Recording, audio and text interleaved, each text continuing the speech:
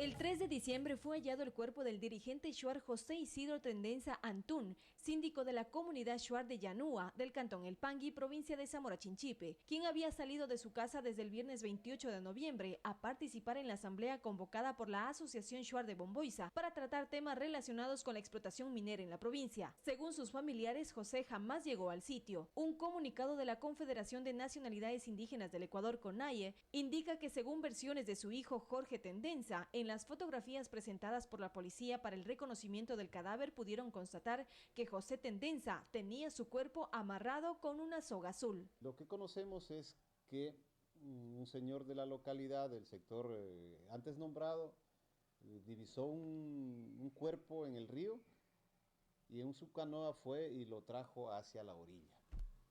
Entonces, obviamente, para que no, hasta que lleguen las autoridades respectivas a hacer levantamiento del cadáver, identificación, se lo había amarrado en un árbol de la orilla del río Zamora. Esa ¿Sí? es la cuerda azul con la que dicen los bomberos que los han encontrado. Claro, hasta el momento esa información tenemos. La Fiscalía Provincial informó que no se registra ninguna denuncia de su desaparición. Al encontrar el cuerpo no identificado, la Fiscalía realizó el proceso de autopsia en la morgue del cantón Llanzasa y fue enterrado el mismo 3 de diciembre. Sin embargo, por pedido de los familiares de José Tendenza, el pasado 4 de diciembre se realizó la exhumación de su cuerpo para identificarlo. El día de ayer, jueves, se practicó la exhumación al cadáver, a pedido de algunos señores que dicen ser familiares, que lo identifican posteriormente a realizar la exhumación del cadáver y obviamente practicar todas las diligencias que se pueda hacer. Y se ha recogido igualmente tejidos, huellas, evidencias, a fin de poder ser científicamente, poder demostrar cuáles pudieron haber sido las causas del fallecimiento del señor Tendenza. Es para enviar a los laboratorios en Santo Domingo de los Áchilas.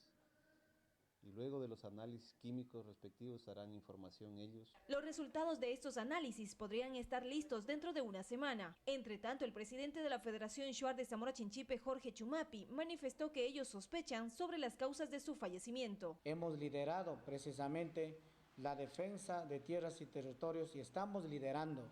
Él estaba al frente liderando precisamente para que se respeten temas de tierras y territorios.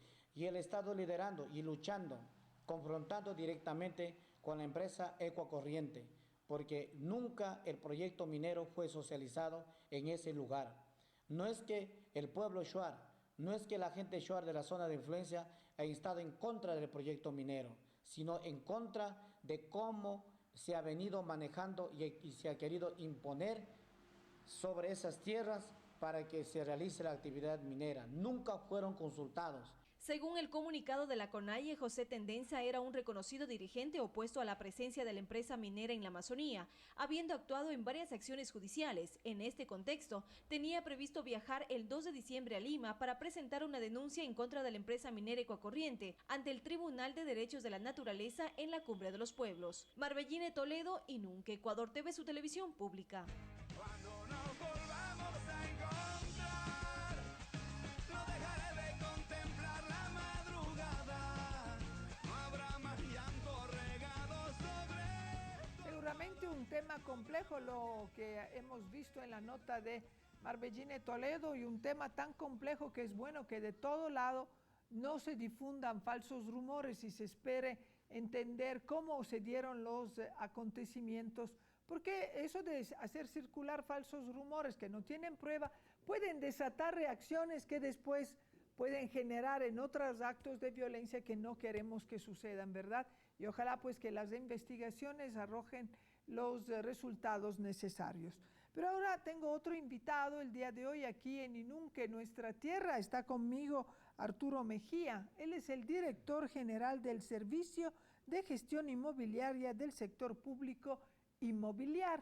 Y nosotros hemos escuchado muchas veces al señor presidente en los enlaces sabatinos siempre hablar de inmobiliario y del tema de cómo se manejan los espacios públicos y todos esos espacios que están ahí como no de sobra, pero que no se sabía bien de quiénes eran. Bueno, Inmobiliar, de lo que yo he entendido, y le doy la más cordial bienvenido a Arturo Mejía, es el que ha ordenado pues todas estos inmuebles y que gestiona también los inmuebles públicos de servicio público, porque de hecho vamos a hablar de la inauguración del Centro de Atención Ciudadana del Lago Agrio. Bienvenido, buenos días, un gusto que esté aquí con nosotros. Cuéntenos un poco. Buenos días, Joana. Buenos días a toda la comunidad de Sucumbíos. Es un placer enorme para mí estar en este espacio, sobre todo porque es bueno traer buenas noticias. Claro que sí. Creo que Inmobiliar se ha esmerado mucho por poner la casa en orden, ¿no? Hasta hace poco no podía el Estado saber cuántos bienes tenía, había una dispersión total de bienes inmuebles, no había un inventario cabal, una información correcta de cuántos bienes tenía el Estado, y posiblemente esa sea la primera tarea importante de Inmobiliar. Claro que sí. El justamente tener un inventario, sabemos ya qué es lo que tenemos, en dónde tenemos, y eso hace que las posteriores decisiones que se tomen para proyectos emblemáticos como este del Centro de Atención Ciudadana sean mejor tomadas. O sea, eso permite, por ejemplo, saber que si uno tiene un edificio que está ahí, que no se sabe bien de quién es, pero que pertenece al Estado, digamos, poderlo utilizar, refaccionar, remodelar, por ejemplo, y darle una utilidad en vez que esté ahí cayéndose a pedazos. Por supuesto, de hecho, la mayoría de equipamientos que ahora tenemos en cuanto se refiere a escuelas, colegios, universidades públicas del Estado, están siendo implantadas sobre suelos públicos, ¿no? Esto es importantísimo porque ya se genera un primer ahorro en el costo total de estos inmuebles, porque se está aprovechando los recursos del Estado para recuperación y para aprovechamiento para estos equipamientos que son tan importantes para el país. Ahora, hablemos de este Centro de Atención Ciudadana del Lago Agrio, que ya decirlo ya parece que uno está en una película, porque el Lago Agrio no era propiamente famosa por tener centros de atención ciudadana. Entonces, ¿cómo va a funcionar? ¿Qué es este Centro de Atención Ciudadana? Y si se puede saber cuándo es la luz al final del túnel, o sea, si ya sabemos más o menos las fechas. Bueno, el Centro de Atención Ciudadana del Lago Agrio está dentro de un contexto de un proyecto, de un programa nacional. El programa nacional empieza con el tema de las plataformas gubernamentales que están ubicadas en Quito y en Guayaquil, que son grandes equipamientos en donde se concentran todos los servicios en un solo lugar. Este proyecto que empieza en estas dos grandes ciudades también tiene una lógica de desconcentración en el territorio. Es decir, ya tenemos Centro de Atención Ciudadana en La Tacunga. Acabamos hace 2 semanas de reinaugurar un Centro de Atención Ciudadana en Salinas, que está totalmente remodelado. El del Lago Agrio va a ser el tercer Centro de Atención Ciudadana en funcionamiento, en un proyecto que alberga alrededor de 10 centros de atención ciudadana que posiblemente estén listos el próximo año. Entonces, en la Amazonía, además del Lago Agrio, ¿está por si acaso previsto otro? Sí, por supuesto. Estamos pensando hacer una nueva implementación en el TENA. ¿Sí? Qué bien. Pero el Centro de Atención Ciudadana va a estar dentro de un proyecto mucho más ambicioso que se llaman los Campus del Milenio, que también el presidente los ha mencionado. Los Campus del Milenio son grandes parques y dentro de estos parques vamos a tener escuelas, vamos a tener colegios, vamos a tener universidades y por supuesto los centros de atención ciudadana. Ahora, para que un lugar sea un centro de atención ciudadana, ¿cuáles son las características? Bueno, el presidente utiliza mucho un símil que es comparar al Centro de Atención Ciudadana con un centro comercial, con un shopping. Es una especie de shopping de servicios públicos. ¡Qué bien! Sí. Fantástico. Entonces, o sea que uno entra y puede hacer ¿qué? Cédula, licencia de conducir, ¿qué? Claro, por ejemplo, en el Centro de Atención Ciudadana del Lago Agrio vamos a tener 33 entidades. ¿Ya? Lo importante de esto es cuánto la gente va a ahorrar en desplazamientos. Pero por ejemplo, por ¿no es cierto? supuesto. Recordemos un poco cómo era antes la atención ciudadana y cómo el usuario tenía que sufrir desde maltratos, de procesos de corrupción, hasta grandes desplazamientos, ¿no? La cédula en un sitio, la licencia en otro, la papeleta de votación en otro sitio. Ahora todo eso está concentrado en un solo equipamiento que se llama Centro de Atención Ciudadana. ¿Y en ese del Lago Agrio qué hay? De estos 33, ¿cuáles son? Tenemos el Ministerio de Relaciones Laborales. Otra cosa importante es que va a haber un despacho del señor vicepresidente de la República. Qué importante es esto para el Lago Agrio, ¿no? Qué importante es que el segundo mandatario tenga su despacho justamente en esta ciudad. Ya. Vamos a tener, por supuesto, bancos, está el Banco de Fomento, vamos a tener servicios de algunos ministerios, como son el Consejo Nacional de Igualdad y de Discapacidades, que es otra cosa importante también. la gobernación, las oficinas de la gobernación, entre otros servicios, también estarán en este centro de atención. Y el personal, porque digo, perdone eso, pero a veces tenemos la infraestructura de último grito, pero como que la gente que trabaja en la infraestructura todavía no se acopla, entonces aplica las mismas formas que se aplicaban antes, no vuelva mañana, no hay el sistema, se me fue la luz, empiezan a pegar los papelitos por todo lado, el papel. Yo veía en Puyo, en la Corte Superior, un edificio magnífico, ya los pedazos de papel para el sol que le dañan toda la estética en vez de haber pensado tal vez en cortinas. Digo, ¿cómo va a ser ahí? O sea, ¿se va a tener también una atención de acuerdo al estilo de este centro de atención ciudadana? Bueno, claro, hay dos precisiones, ¿no? La primera es que la gente se contagia mucho del ambiente de trabajo.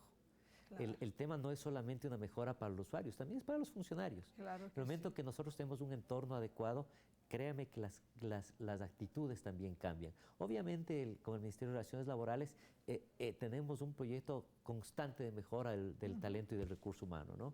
Y la segunda cosa es que los centros de atención ciudadana son administrados por Inmobiliar. Es una administración única. Entonces tenemos, por ejemplo, un solo sistema de guardianía, tenemos un solo sistema de limpieza, un solo sistema de administración, y nadie puede poner un papel sin el permiso de la administración. Esto es como una especie de orden al interno de la casa, en la cual saben que existen reglas normativas, nadie puede comer en los escritorios, todo el mundo tiene que salir hacia un patio de comidas que existe para hacer las actividades relativas con comodidad, con confort, y además que el servicio público sea de calidad y de eficiencia. Así como debe ser. El costo de una infraestructura de esta naturaleza, pensando en Lago Agrio, que seguramente tendrá aire acondicionado y todo un acondicionamiento para que los equipos pues no sufran los embates del clima, que es realmente muy fuerte allí en Lago Agrio. Sí, bueno, cada centro de atención ciudadana justamente varía los costos por sus condiciones climáticas y también de ubicación y de cómo estuvieron concebidos. Es decir, hay centros de atención que van a empezar desde cero y otros centros de atención como los 3 que están funcionando, como Lago Agrio, como La Tacunga y como Santa Elena, que han sido objeto de procesos de rehabilitación. En el caso del Lago Agrio, el proyecto de rehabilitación ha costado alrededor de $13 millones, pero tenemos tecnología de punta, todo el centro comercial va a estar, el centro de atención, perdón, va a estar con internet gratuito, va a haber patio de comidas, va a haber ventanillas ciudadanas, va a haber una mediateca, va a haber un auditorio, entonces esto hace que el Lago Agrio sea... ¿En qué parte del Lago Agrio está ubicado? Está en la avenida de la Circunvalación. Ya, o sea, digamos de fácil acceso y los buses pasan por ahí si los ciudadanos se tienen que trasladar, ¿verdad? Claro, y es importante también que la ciudadanía entienda que hemos recuperado un bien que estaba en abandono, ¿no? Exactamente. Y que no necesariamente también era del Estado, no era del Estado, pero tener una de estas edificaciones abandonada también es un perjuicio para la economía y para la sociedad. Entonces lo que hemos hecho es intervenir, recuperar la vida de lo que alguna vez fue un proyecto de un centro comercial y ponerla al servicio de los ciudadanos. Fantástico. Muchísimas gracias a Arturo Mejía, director general del Servicio de Gestión Inmobiliaria del Sector Público Inmobiliario. La fecha no sabemos todavía. Prácticamente está terminado el Centro de Atención Ciudadana, estamos este rato ya instalando el mobiliario. Sí, empezamos con pruebas de telecomunicación y solamente queremos contar con la presencia del señor Presidente de la República para la inauguración. Perfecto. Y básicamente esa sería el único evento que decida la fecha. Muchísimas gracias, de verdad, esas son excelentes noticias. Imagínense, ¿cuándo se pensaba esto? Y en la Amazonía, nunca. Así que es una excelente noticia para los y las ciudadanas de la provincia de Sucumbíos. Bueno, nosotros seguimos con la información y nos vamos a la ciudad de Tena, porque le cuento que los comerciantes de jeans de Pelileo no podrán exponer y vender sus productos en la Feria de los Sábados en Tena, debido a la oposición de los comerciantes de la ciudad. Veamos qué nos cuenta Juan Sarmiento.